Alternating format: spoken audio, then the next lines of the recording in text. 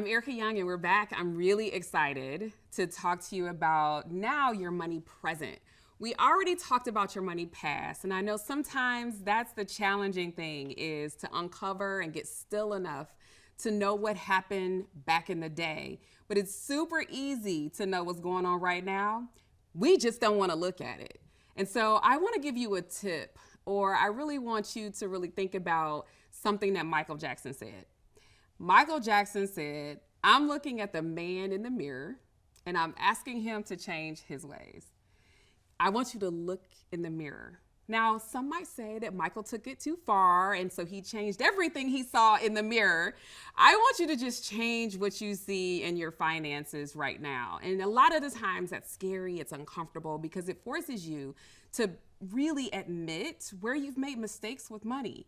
It forces you to maybe have a conversation with your partner or your spouse that, you know what, you've not had before, and it's uncomfortable. And it also forces you to face, what's possible. And that's the part that I want you to focus on.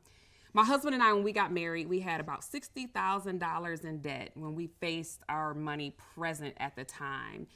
And then we had a couple of kids, and that debt grew to over $90,000 in debt. And this was student loans, this was credit cards, and it was a new car or a new to us car each time we had a kid. So we were normal. We were normal in America at the time. Maybe our debt was above average at that time, but it took us 5 years to get out of that debt by focusing on our money present. And there's a couple of ways you can do this. I like to say that you can have a reality check. So when you're looking in the mirror and you're facing yourself in the morning, you see the crusty eyes, you see you got to brush your teeth, your hair might be all over the place, you got to wash your face so that you can be presentable to the world, right? And with your money, sometimes we like to hide these things and we like to cover it all up. So we don't want to do a budget. We don't want to look at our debt.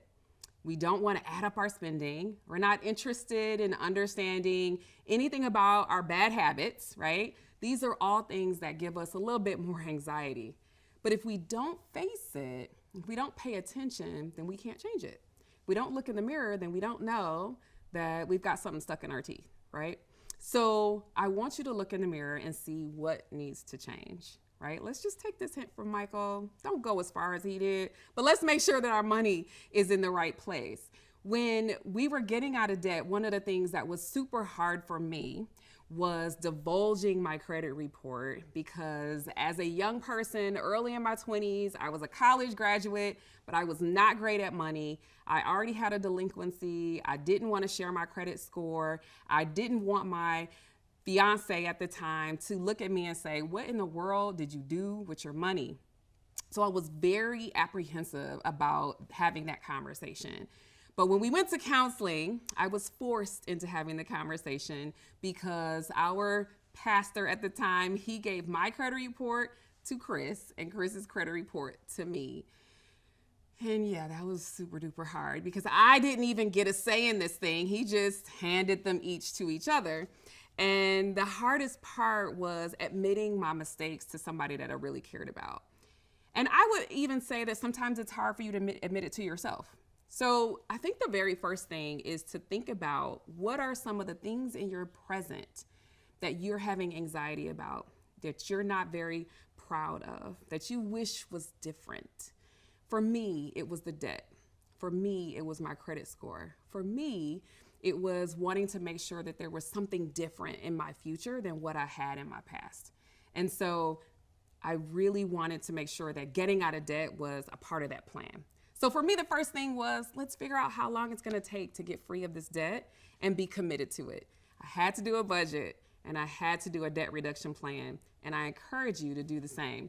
Sometimes you need a little assistance, and sometimes it's hard to have these conversations. One of the things that I will offer to you is a podcast that my husband and I now do after 25 years of marriage. You can find us on For Better and Worth. ForBetterandWorth.com is our website. But here we get a chance to talk about all things money related, conversations with your partner so that you get a chance to overcome some of the things that can be really challenging with your finances, especially looking at your present day things that you have done. So You don't have to do this alone. You just need to make sure that you look in the mirror and make some changes. I encourage you to do that.